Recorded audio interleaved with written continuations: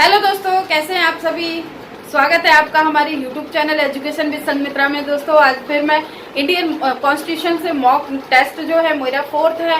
तो आज मेरी जो मेन फोकस रहेगा वो द एग्जीक्यूटिव पर रहेगा, यानी कार्यपालिका। ठीक है, तो कार्यपालिका के बारे में ही जितने भी क्वेश्चन बनेंगे वो कार्यपालिका से ही बनेंगे। ठीक है, तो काफी इंपॉर्टेंट है, तो बने रहे हमारे साथ।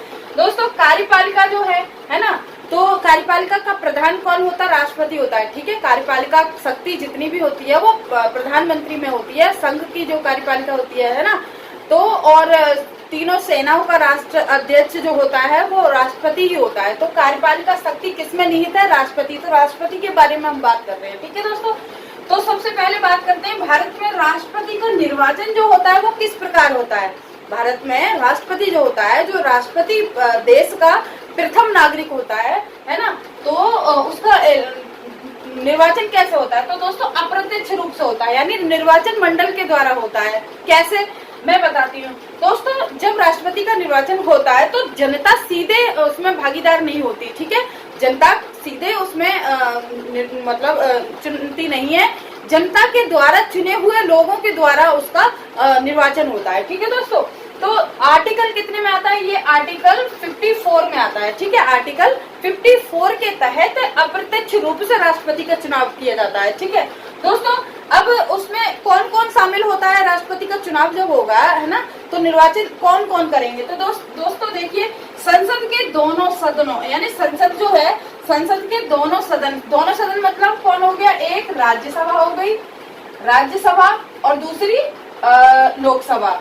ठीक है, लोकसभा और राज्यसभा के निर्वाचित सदस्य उसमें भाग लेंगे। ठीक है दोस्तों, और दूसरा राज्य की विधानसभाओं के निर्वाचन सदस्य इसमें भाग लेंगे। ठीक है दोस्तों, और कौन लेगा? केंद्र शासित प्रदेश जो है, जैसे दिल्ली और पुदुचेरी है ना, उनकी विधानसभाओं के निर्वाचित सदस्य के द्वारा इनका निर्वाचन मंडल के द्वारा इनका चुनाव होता है। किसका? राष्ट्रपति का। कौन? आर्टिकल कितना है? 54 के तहत। ठीक है दोस्तों, अब राष्ट्रपति के चुनाव में भाग कौन नहीं लेता? मतलब जो इलेक्शन उसका होता है ना, जो निर्वाचन मंडल के द्वारा, उसमें भाग कौन नहीं लेगा, उसमें शामिल कौन नहीं होगा? तो दोस्तों जो नॉमिनेटेड मेंबर होते हैं, मतलब लोकसभा में 2 एंग्लो इंडियन के राष्ट्रपति चुनकर भेजता है ना, नॉमिनेट करके भेजता है, और राज्यसभा में 12 भेजता है। ठीक है, तो जब उसका इलेक्शन होगा, उसका चुनाव होगा, तो जो नॉमिनेटेड सदस्य हैं उसमें भाग नहीं लेंगे। ठीक है दोस्तों, तो कौन से नहीं होंगे? तो संसद के दोनों सदन है ना, दोनों सदन में जो नॉमिनेटेड मेंबर होते हैं वो उसमें भाग नहीं लेंगे, और राज्य की विधानसभाओं में मनोनीत सदस्य होंगे वो भी इसमें भाग नहीं लेंगे। ठीक है दोस्तों, दिल्ली और पुदुचेरी विधानसभाओं के मनोनीत सदस्य, नॉमिनेटेड सदस्य उसमें भाग नहीं लेंगे, और राज्य की जो विधान परिषद जो होती है उसके मनोनीत सदस्य और निर्वाचित सदस्य उसमें भाग नहीं लेंगे। यानी कि जब राष्ट्रपति का चुनाव होगा, राष्ट्रपति का जो अप्रत्यक्ष रूप से चुनाव होता है, उसमें ये लोग शामिल नहीं होते हैं। ठीक है दोस्तों, यानी जो शामिल होंगे वो मैंने बता दिया कि संसद के दोनों सदन, लोकसभा, राज्यसभा के है ना, जो लोगों के द्वारा चुने हुए मेंबर हैं वो उसमें भाग लेंगे, और जो केंद्र शासित प्रदेश जो है उसके निर्वाचित सदस्य जो है वो। आगे बात करते हैं राष्ट्रपति, यानी जो प्रेसिडेंट है ना, तो राष्ट्रपति अपना त्याग पत्र किसको संबोधित करके देता है? यानी राष्ट्रपति अपना जो त्याग पत्र जो है किसको सौंपेगा? तो वो उपराष्ट्रपति को सौंपेगा। ठीक है दोस्तों, उपराष्ट्रपति यानी वाइस प्रेसिडेंट को ही अपना त्याग पत्र देगा। ठीक है, आगे बात करते हैं भारत के राष्ट्रपति को उसके पद से हटाया जा सकता है।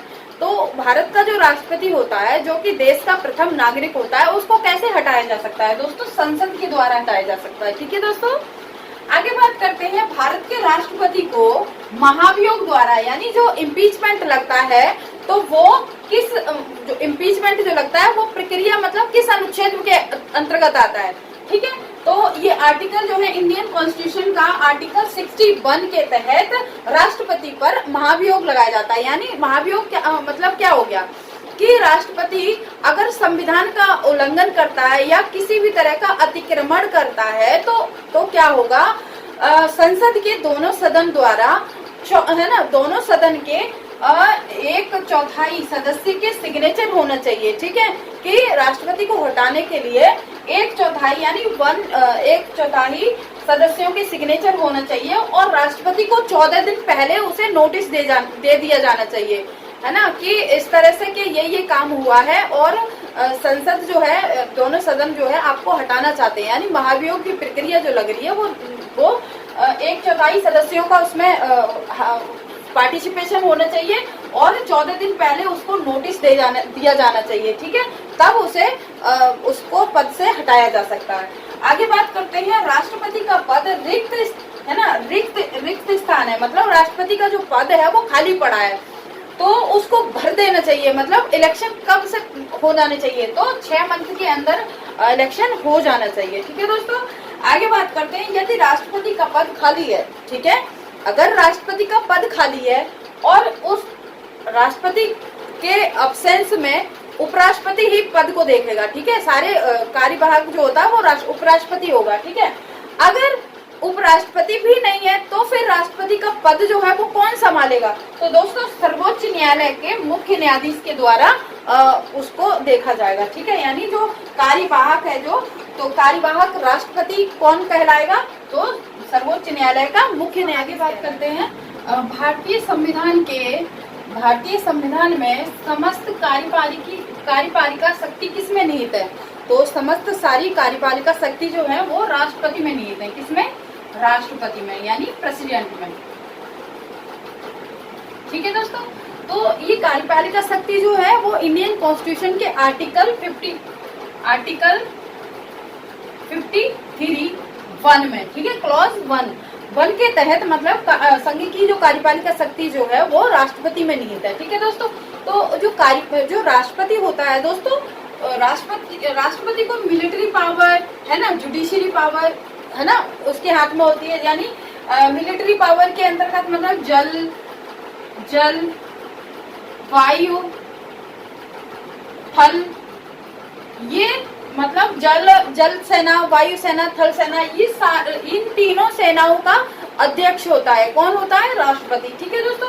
तो उसका अध्यक्ष जो है वो राष्ट्रपति होता है। और जुडिशियल पावर मतलब दोस्तों ये जो न्यायिक शक्तियां जो है तो उसमें सर्वोच्च न्यायालय का है ना, सुप्रीम कोर्ट का जो जज हो गया है ना, सुप्रीम कोर्ट का जज हो गया और हाई कोर्ट का जज हो गया। तो ये नियुक्त किनके द्वारा किए जाते हैं, मतलब राष्ट्रपति ही इनको चुनता है, ठीक है, शपथ दिलाता है, ठीक है।